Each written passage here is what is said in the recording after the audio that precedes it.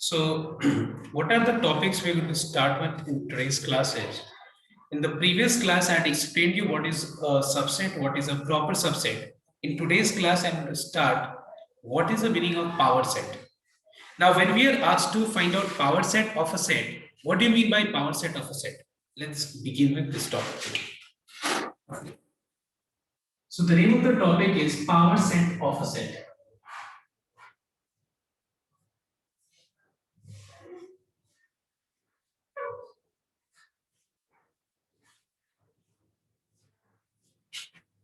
Now, let us say, for example, you have a set A in which the elements are 1, 2, 3. Now, first of all, you will tell me what are all possible subsets? What are all possible subsets which can be formed from this set A which I have written on the board? मैंने जो board पे एक set लिखा है A, अगर मैं तुमसे ये बोलूं कि फॉर्म ऑल पॉसिबल सबसेट्स, क्या बोला मैंने? फॉर्म ऑल पॉसिबल सबसेट्स, तो एक बात बताओ, सारे पॉसिबल सबसेट्स क्या क्या होगा? तो अगर मान लो मैं एक एलिमेंट को लेकर के अगर मैं सेट तैयार करूं, सेट ए के अंदर 3 एलिमेंट्स है, तो अगर मैं एक एलिमेंट को लेकर अगर हम सेट तैयार करें तो टोटल कितने सारे सेट्स हम तैयार कर सकते हैं? Using one element of set A only we can form 3 such starting sets. We can form 3 such sets. Clear everyone? Using 2 elements each at a time, I can form again how many sets? You can form one, एक set, दूसरा set and तीसरा set. We can form 3 such sets. अगर मान लो मुझे बोला जाए कि हमारे पास सेट ए के अंदर 3 एलिमेंट्स है टोटल, और मुझे दो एलिमेंट्स को लेकर के कितने सेट्स फॉर्म कर सकते हैं हम लोग, तो हमारे पास ऑप्शन है 1, 2 और 3. तो एक बात बताओ मुझे, तीनों एलिमेंट्स को लेकर के कितने सारे सेट्स फॉर्म कर सकते हैं बताओ? अगर मैं एक को लेके 3 ऐसा सेट्स फॉर्म किया, दो एलिमेंट्स को लेके 3 ऐसा सेट्स फॉर्म किया, तो एक बात बताओ, तो तीनों एलिमेंट्स लेके हम कितने सारे सेट्स फॉर्म कर सकते हैं बताओ? गिन के बताओ. एक ही? Sure sir? 3. अच्छा 3. और कोई का जवाब? 3. अच्छा, कैसे 3 वो बताओ मुझे एक. Can you tell me what are those 3 sets? Okay, let me start. So 1 2 3 2 1 3. Okay, 1 2 3 एक सेट हुआ, 2 3 1 एक सेट हुआ, और 3 1 2 दूसरा सेट हुआ. और कोई और भी कुछ बनेगा? और बना देते हैं. 1 3 2 2 1 3 3 2 1. और कुछ बनेगा? मतलब तुम लोग के हिसाब से सेट के अंदर ऑर्डर मैटर करता है. मतलब कहने का मतलब ये है कि तुम लोगों के हिसाब से सेट के अंदर ऑर्डर मैटर करता है, जबकि मैंने ये बताया था सेट का पहला डेफिनेशन कि a well defined collection of distinct objects is called set.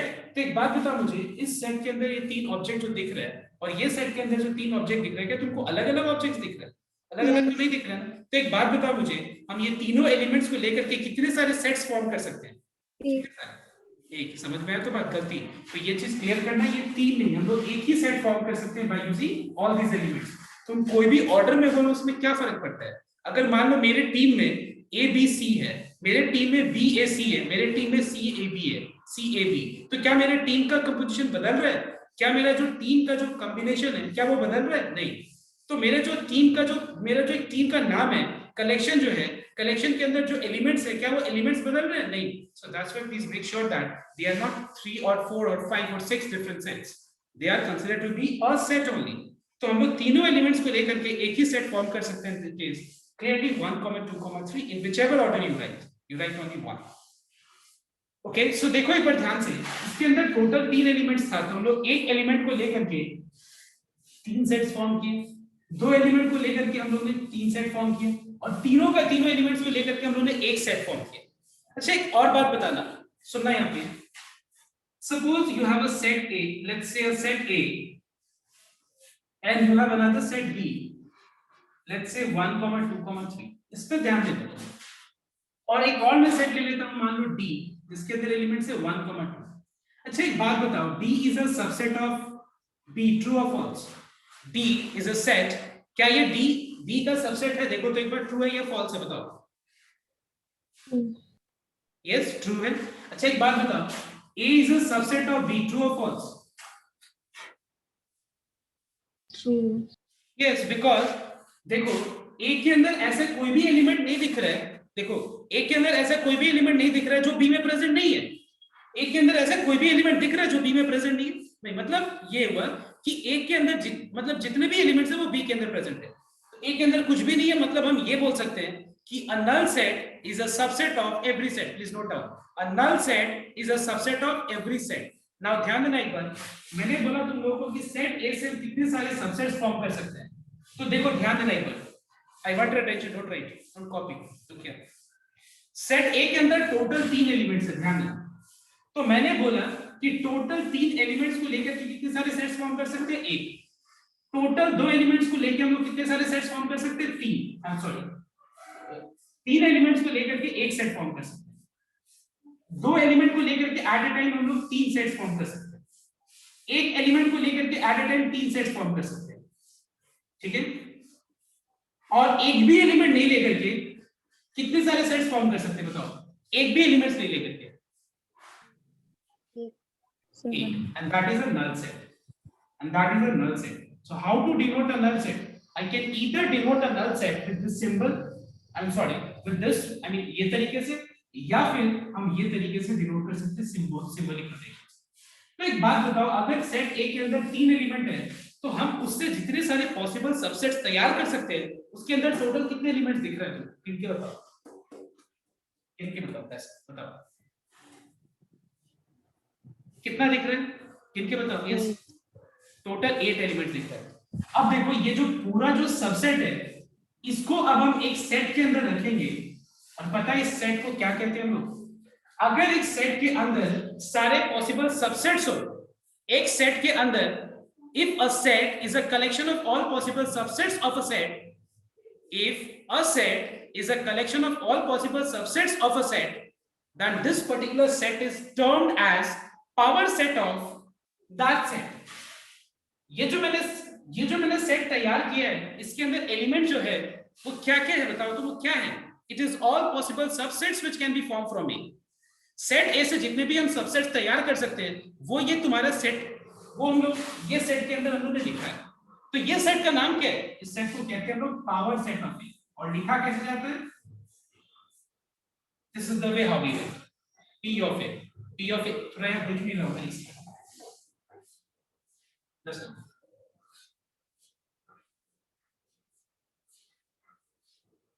इसको हम लोग बोलते हैं P of A। P of A का मतलब हो गया power set of A। So what is the meaning of power set of any set? Power set of any set is a set, number 1. Power set of A is a set, number 1. Set क्यों है? क्योंकि हम लोग इसको braces के अंदर सब कुछ लिख रहे हैं, ठीक है। वो क्या है तो बताओ, तो ये सेट के अंदर क्या होगा? Collection of all possible subsets which can be formed from set A। पर एक बात बताना तुम मुझे, अगर मान लो सेट A के अंदर 3 एलिमेंट्स है, तो यहाँ पे टोटल 8 एलिमेंट्स आया। सेट B के अंदर अगर 2 एलिमेंट है तो कितने एलिमेंट्स, कितना पावर सेट के अंदर कितना होगा elements? Power set of B के अंदर कितने एलिमेंट्स होंगे बताओ एक बार लिख के बताओ तुम। नल सेट 1 2 और दोनों को यूज करके कितना होगा बताओ? 4 दिख रहा है। अब एक बात बताओ, मान लो एक सेट ले रहे हैं जिसका नाम है C, इसके अंदर एक ही एलिमेंट है, मान लो 1। इससे कितने सारे, इसका पावर सेट क्या होगा? इस सेट का पावर सेट क्या होगा? एक तो नल सेट होगा ही, और एक एलिमेंट को यूज करके एक सेट। तो एक इस चीज को एक बार नोट करना तुम लोग, अगर सेट A के अंदर टोटल 3 एलिमेंट्स है, तो इसका पावर सेट के अंदर कितने एलिमेंट्स हैं? देखो 8 है, तो क्या मैं 8 को लिख सकता हूँ 2 to the power 3? अब देखो एक बार सेट B के अंदर टोटल 2 एलिमेंट्स है, सेट B के अंदर टोटल 2 एलिमेंट्स है, इसके पावर सेट के अंदर कितना एलिमेंट्स है? 4 को क्या मैं लिख सकता हूँ 2 to the power 2? अब देखो एक बार सेट C के अंदर टोटल एलिमेंट्स 1 है, ठीक है, तो इसका पावर सेट के अंदर टोटल कितने एलिमेंट्स हुआ? 2 को लिख सकते हैं 2 to the power 1।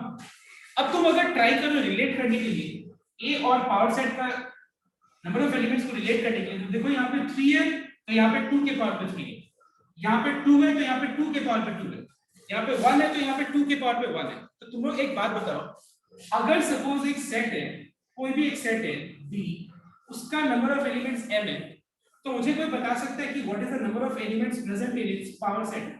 बताओ। 2 to the power n. 2 to the power n. I hope it is clear to everyone. It is 2 to the power n. So this is the general formula. Okay. तो जो भी अभी मैंने board work किया है फटाफट इसको कॉपी करो। Now I want your attention everyone. Just note down what I am asking. Please try to listen carefully and then answer me. देखो अगर हम देखें तो सेट A के अंदर 3 एलिमेंट्स हैं, तो देखा जाए तो सारा एलिमेंट मतलब all these elements are what set are set and we can see one thing that सारा एलिमेंट्स देखा जाए तो प्रॉपर सबसेट नहीं है। तुम बता सकते हो कौन कौन सा सेट जो है वो प्रॉपर सबसेट है? एक कोई बता सकता है मुझे? ये कितने सारे मतलब कितना सेट्स प्रॉपर सबसेट है? You can explain in your language. Yes, एक है, एक सिर्फ प्रॉपर सबसेट है? एक सिर्फ प्रॉपर सबसेट है या एक नहीं है? ये सोच के बताओ। एक नहीं है या एक है? एक है प्रॉपर सबसेट? नहीं, ठीक से बताओ, सोच के बताओ। तुमने उल्टा बोल दिया, पता है तुमने उल्टा बोल दिया। देखा जाए तो देखो एवरीवन नोट डाउन, देखो ये सेट ए का प्रॉपर सबसेट है, क्योंकि प्रॉपर सबसेट होने के लिए याद है लास्ट मैंने क्या बताया था? प्रॉपर, जैसे कि मान लो अगर ए बी का प्रॉपर सबसेट है, ए अगर बी का प्रॉपर सबसेट है मतलब ए का सारा एलिमेंट बी में होगा और बी में एक्स्ट्रा एलिमेंट भी होगा, तभी तो प्रॉपर सबसेट कहते हैं ना हम लोग। Do you remember last day का क्लास में याद है तुम लोगों को मैंने बताया था कि अगर मान लो ए बी का प्रॉपर सबसेट है मतलब ए का सारे एलिमेंट बी में तो होना ही चाहिए और बी में एक्स्ट्रा एलिमेंट होना चाहिए। एक्स्ट्रा मतलब एक भी एक्स्ट्रा हुआ तो एक्स्ट्रा ही कहते हैं हम लोग। Do you remember that? तो एक बात बताओ मुझे कि यहाँ पे सेट पावर सेट ऑफ ए के अंदर जितने एलिमेंट्स दिख रहे हैं तुम लोगों को, कितने सारे एलिमेंट्स जो है वो ए का प्रॉपर सबसेट है? बताओ मुझे, अब बताओ सोचिए। सर 1, 2, 3 को छोड़ के सारा है। एग्जैक्टली, एक इसको छोड़ के बाकी सारा तुम्हारा प्रॉपर सबसेट है, क्योंकि देखो ये set this is a proper subset of A. Yes, because this it contains two एक एलिमेंट है जो एक्स्ट्रा है, जो कि इसमें प्रेजेंट नहीं है। ये भी तुम्हारा ए का प्रॉपर सबसेट है बिकॉज़ यहाँ में 1 एक्स्ट्रा एलिमेंट है। ये भी इसका प्रॉपर सबसेट है बिकॉज़ 3 एक्स्ट्रा एलिमेंट है। ये भी इसका प्रॉपर सबसेट है बिकॉज़ 1 and 2 एक्स्ट्रा एलिमेंट है। ये भी इसका प्रॉपर सबसेट है बिकॉज़ 1 and 3 एक्स्ट्रा एलिमेंट है। ये भी है बिकॉज़ 2 and 3 एक्स्ट्रा एलिमेंट है। ये भी है बिकॉज़ सब एक्स्ट्रा एलिमेंट्स है इसके। तो एक बात बताओ, एक अगर नहीं है, इसके अंदर कितना नहीं है बताओ? यस, 1 और 2 नहीं है। आई मीन ये नहीं है, ये एक सेट है जिसके अंदर जो तुम्हारा ए का बी का प्रॉपर सबसेट नहीं है। तो एक बात बताओ, एक चीज हम लोग बहुत क्लियर है कि जो भी सेट हो उससे हम लोग जब पावर सेट फॉर्म कर रहे हैं तो पावर सेट के अंदर क्या होगा कि अगर एक सेट के अंदर 5 एलिमेंट है तो 0 एलिमेंट्स यूज करके एक सेट फॉर्म होगा जिसको नल सेट कहते हैं। एक एलिमेंट यूज करके देख लो कितना सेट फॉर्म होगा। 2 एलिमेंट्स लेकर के देख लो कितना सेट फॉर्म होता है। अगर उसके अंदर टोटल 5 एलिमेंट है तो पांचों एलिमेंट यूज होके जो सेट फॉर्म होगा वो एक ही होगा। पांचों का पांचों, दिमाग लगाओ तुम लोग, अगर एक सेट के अंदर 5 एलिमेंट्स है और मैं तुमसे बोलूं कि उसका पावर सेट के अंदर कितने एलिमेंट्स होगा? एक सेट के अंदर अगर मान लो 5 एलिमेंट्स है तो उसका पावर सेट के अंदर कितने एलिमेंट्स होगा? 2 to the power 5। और उस 2 to the power 5 में एक ही ऐसा एलिमेंट होगा जिसमें सारा का सारा पांचों एलिमेंट्स यूज किया गया होगा टू फॉर्म अ सबसेट। तो क्या अगर हम तुमसे ये पूछते हैं, सुनना एक बार ध्यान से, if a set is having m elements, what is the number of possible proper subsets formed from D? Can anyone answer me? If D has got total m elements, what is the number of possible proper subsets which can be formed from D? Anyone? 2n minus 1. 2 to the power n minus 1 is your correct answer. Is note down it. It's 2 to the power n, उसके बाद minus 1 is the correct answer. समझ में? जो भी हो answer, जितना भी हो आंसर, उसमें बस एक ही लेस करना है, क्योंकि एक ही ऐसा एलिमेंट होगा जिसमें सारा एलिमेंट्स कंटेन्ड होगा। Alright everyone, I hope it is clear to everyone. Clear हुआ? तो अगर देखा जाए तो ये जो तुम्हारा जो 1.3 का जो डाउट्स होगा वो एक ये होगा, ये टॉपिक से डाउट होगा। ठीक है, याद होगा मैंने लास्ट डे बोला ही था कि तुम लोग को पावर सेट नहीं करने के लिए एक और टॉपिक है जो बचा हुआ है 1.3 में, मैं बता रहा हूं, पहले ये कॉपी कर।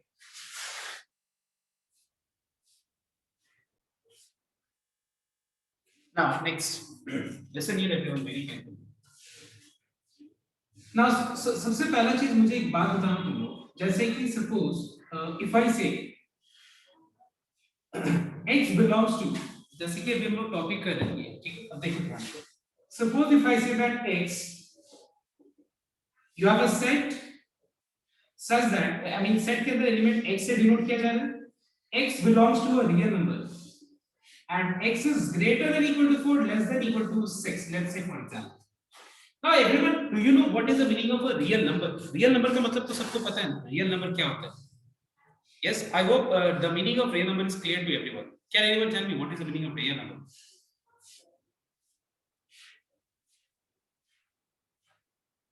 Okay, tell me. इतना अगर अच्छा ठीक है, इतना हम डेफिनेशन ना पूछे, अगर हम तुमसे ये पूछे कि बताओ तो एक बार 1 और 5 के बीच में, between 1 and 5, how many natural numbers do you find?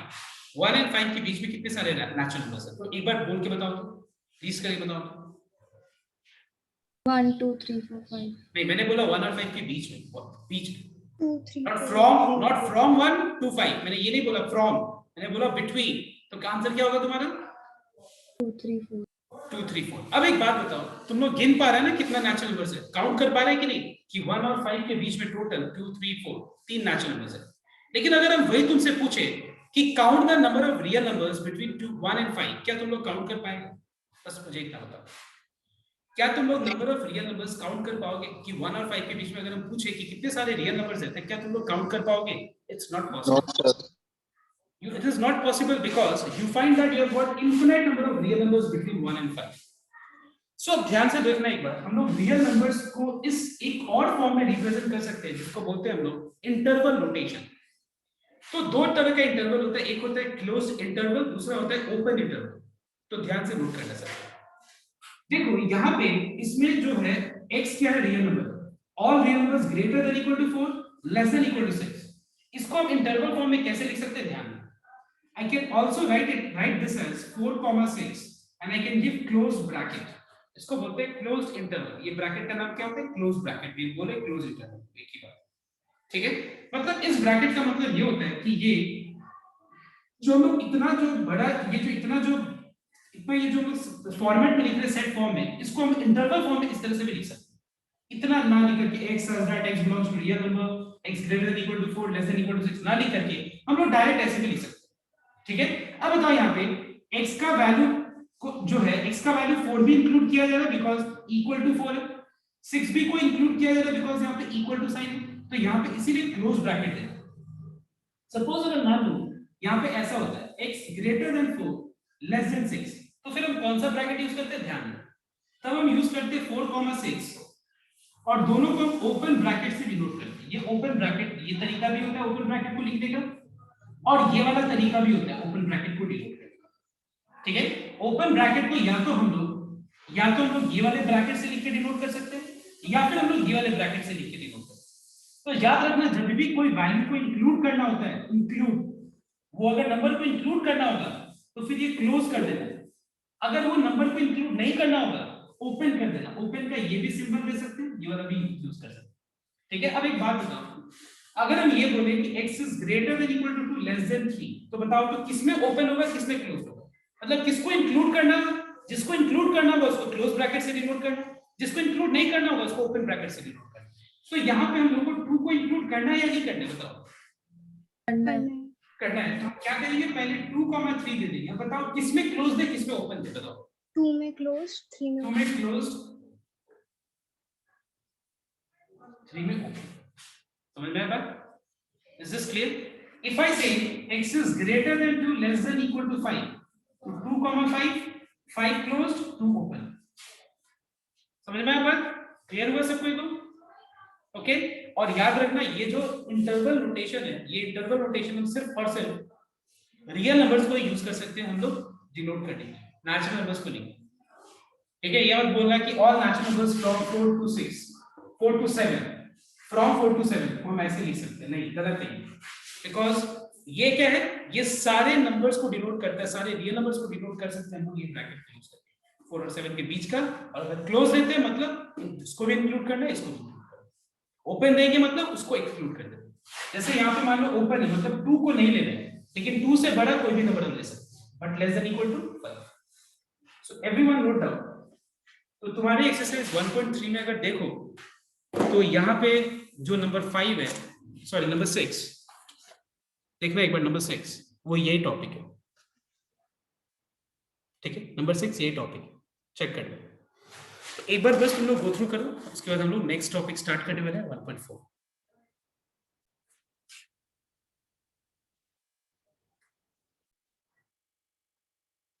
So now we will start all the operations like which can be performed using 2 or more than 2 sets. Operations means like as you know that we can add 2 natural numbers, we can subtract, we can multiply, we can divide. So similarly, what are the different operations which can be performed if you take 2 or more than 2 sets? Let's start with the first operation, that is union operation. So the name of the topic is operations. Name of the topic is operations, and number 1 is union operation. Can be also denoted with the symbol that is, ये symbolic notation है union।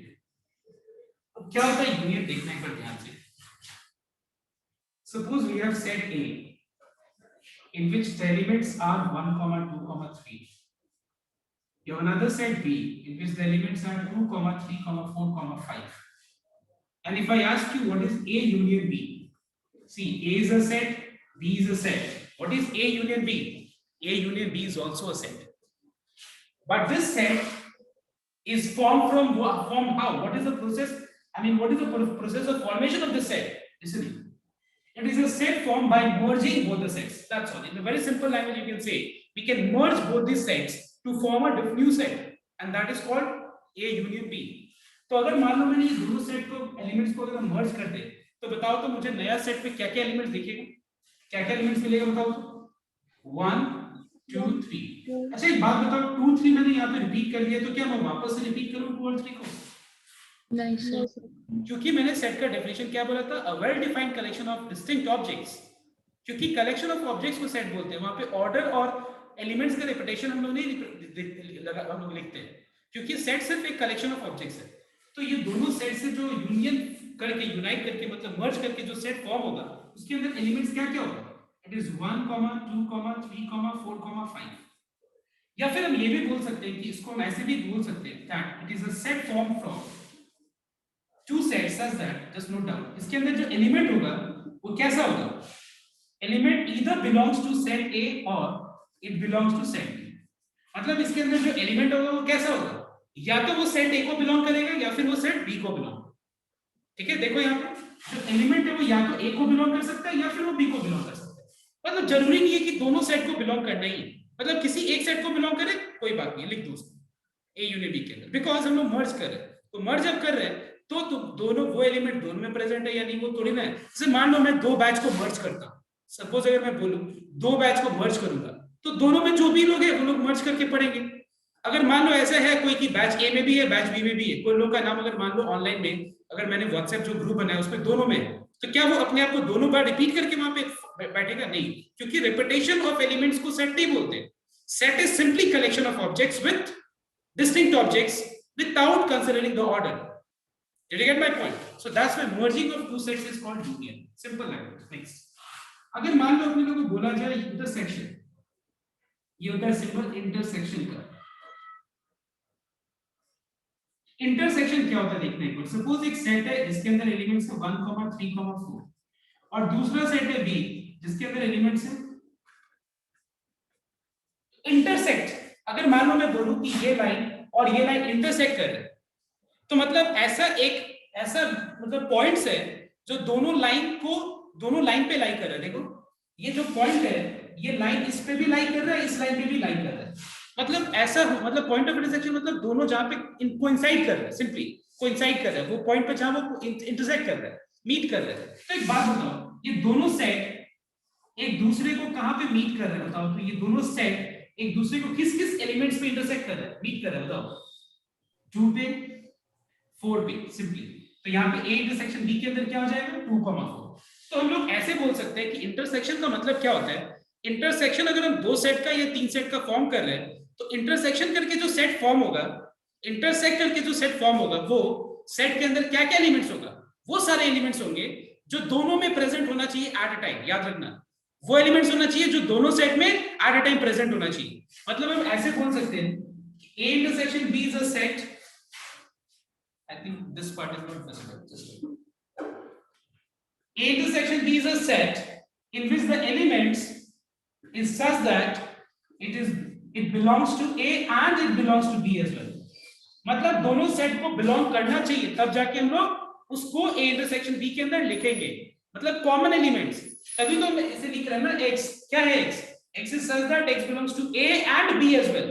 But union में क्या है? अगर वो A में भी है तो भी लिख डालो, B में है तो भी लिख डालो। मतलब दोनों सेट का सारे एलिमेंट्स को मर्ज करो, बट यहाँ पे जो भी कॉमन एलिमेंट्स है वो लिखो। इसको कहते हैं हम लोग intersection. Then next is difference between two sets. Suppose मान लो एक सेट है A और दूसरा सेट है मान लो B, और मान लो हमको बोला जा रहा है कि what is A minus B। तो A माइनस B मतलब ये क्या, हम लोग क्या कहना चाहते हैं? मतलब सेट A में से B को हटा दो। अगर कोई भी B का दिखे, कोई भी B का मेंबर दिखे, तो B वाले मेंबर्स को हटा दो 8 में से। And from A eliminate B. So from A, if you eliminate B, tell me what are the elements present in A? Tell me what will be the element left, not present. What will be the element left? Yes. 1 and 1 and और कुछ नहीं, 1 ही होगा। क्यों? क्योंकि मैंने बताया तुम लोगों को कि from A eliminate B। तो A में से अगर हम B को हटा दें तो मुझे कौन से एलिमेंट्स को हटाना पड़ेगा? 2 को और 3। That's all. And what is left? जो भी लेफ्ट ओवर एलिमेंट्स प्रेजेंट है A में, उसको कहते हैं हम लोग A माइनस B। ठीक है? एंड सिमिलरली अगर हमसे पूछा जाए what is B minus A, तो B माइनस A मतलब क्या होगा? फ्रॉम B एलिमिनेट A, मतलब B में से एक को हटा दो। तो B में से अगर हम एक को हटाना चाहे तो कौन से एलिमेंट बचेगा? ठीक है? तो एक बार ये तीनों ऑपरेशंस को अपने कॉपी में लिखना, और अगर कहीं कोई डाउट है तो एक बार क्लियर करो। Everyone note down. Fourth point, complement of a set. Now, in order to understand complement, you must first of all understand universal set. What is the meaning of universal set? Now, listen here very carefully. See, universal set means in context to the particular sum we are talking about. अगर बाकी जितने sets हैं, वो सारे sets के element अगर एक set में प्रेजेंट है, अगर सारे सेट्स का एलिमेंट एक सेट में प्रेजेंट है, तो वो एक सेट को यूनिवर्सल सेट कहते हैं। जैसे मान लो for example, you have a set and you have another set that is A, you have another set B. Now this is called universal set, and universal set is denoted with U. universal set को U से भी denote करते हैं, और भी symbolic notation है, but तुम्हारे books में U यूज किया गया। Let me just stick to this point only, U। तो ये वाले सिंबल से हम लोग यूनिवर्सल सेट को डिनोट करते हैं। क्यों? और इसको यूनिवर्सल सेट इसीलिए कहते हैं हम लोग बिकॉज़ कह रहे हैं यहाँ पे क्योंकि ये नहीं है कि ये सेट सारे क्वेश्चन में के लिए यूनिवर्सल सेट यही सेट होगा। इसलिए मैंने बोला in context to this question we are talking about, in context to the question we are talking about, जो क्वेश्चन के बारे में हम बात कर रहे हैं उस सेट का वो यूनिवर्सल सेट है, दूसरे सेट का यूनिवर्सल सेट कुछ और होगा। समझ में आया तो बात? क्यों ये यूनिवर्सल सेट क्यों है? बिकॉज़ बाकी जो सेट्स हैं उस क्वेश्चन में, इस क्वेश्चन में देखो इसके सारे एलिमेंट्स इसके अंदर ही है, इसके सारे एलिमेंट इसके अंदर ही है, इसलिए इसको क्या कहते हैं हम लोग? यूनिवर्सल सेट कहते हैं। अब ये कंप्लीमेंट ऑफ अ सेट होता क्या है? सुनना एक बार ध्यान से। अगर मैं बोलता हूं complement of a set, what is the meaning of complement of a set? इसलिए 4 के अंदर ही मैं एक्सप्लेन कर रहा हूं। जैसे कि मान लो तुमसे पूछे कि what is a complement. A complement मतलब ये होता है सिंपल कंप्लीमेंट का, देखो ए ऊपर में डैश, ठीक है? कंप्लीमेंट का सिंबल है। ए कंप्लीमेंट का मतलब क्या होता है? इसको हम लोग ऐसे भी लिख सकते हैं, यूनिवर्सल सेट माइनस ए। तो किसी भी सेट का कंप्लीमेंट का मतलब क्या होता है? वो यूनिवर्सल सेट में से उस सेट को हटाओ। यूनिवर्सल सेट में से सेट को उस सेट को एलिमिनेट करो। तो एक बात बताओ, अगर मैं बोलूं एक कंप्लीमेंट, तो बताओ तो क्या होगा आंसर? एक कंप्लीमेंट अगर मैं बोलूं तो आंसर क्या होगा? Yes, 4, 5, 6. it will be how much? 4, 5 and 6. So we find that a complement is 4, 5, 6. I hope it is clear with the single example. Next, अगर मैं तुमसे यही पे बोलूं कि what is a complement का whole complement, तो बताओ तो आंसर क्या होगा? 1, 2, 3. 1, 2, 3. बिकॉज मैंने एक कंप्लीमेंट का होल कंप्लीमेंट बोला, मतलब तुमको यूनिवर्सल सेट में से एक कंप्लीमेंट हटा देना है, तो फिर वापस से क्या बच गया? 1, 2, 3। और हम लोग एक चीज देख रहे हैं कि किसी भी सेट का कंप्लीमेंट का whole complement is equal to that set itself. यहां से एक ये भी चीज हम लोग को देखने को मिला। ओके, तो देखा जाए तो ये जो एक्सरसाइज है 1.4, इसमें पूरा का पूरा कंसेप्ट जो है इसी टॉपिक पे बेस्ड है। ठीक है, तो 2-3 सम यहां से करना है, then we move to the next topic, that is Venn diagram. Venn diagram मतलब ये लॉजिक को पिक्टोरियली हम रिप्रेजेंट करेंगे, उसके बाद हम लोग प्रॉब्लम्स हम स्टार्ट करेंगे। तो एक बार ये कॉपी करें। I want to attention please everyone, note down. Take out exercise 1.4 of NCERT book and do following sums which I am marking it right now. You all have to do just few questions only, that is 6 ka question number 6 का question number 5, 8 and 9, only 3 sums and one more sum, and that is 9 का number 11 and 12, ये दो sum and last number 11। मैंने बोला 3 sum हम लोग करेंगे इस एक्सरसाइज में, तो जल्दी से ये 3 sum करके दिखाओ, and then we move to the next topic, that is Venn diagram, also called Venn Euler's diagram. So everyone note down, what are real numbers? Set of all rational and irrational numbers are called real numbers.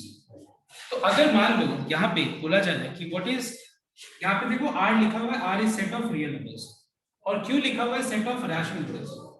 सो अगर हम real numbers में से rational numbers हटा दें तो क्या बचेगा बताओ तो? Rational number. लिख दो यहाँ पे set of all irrational numbers.